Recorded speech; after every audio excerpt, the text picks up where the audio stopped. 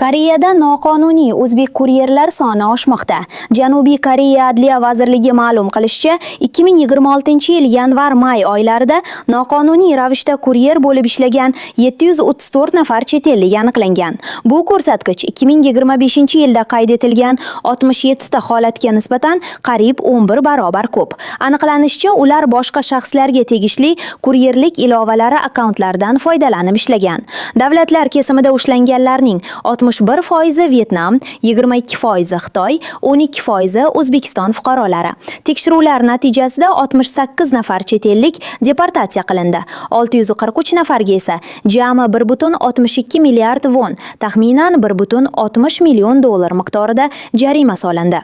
Shuningdek, malakasiz chet elliklarga kuryerlik akkauntlarini berganlikda gumon qilinayotgan 16 ta yetkazib berish agentligi yuzasidan ham tergov olib borilmoqda.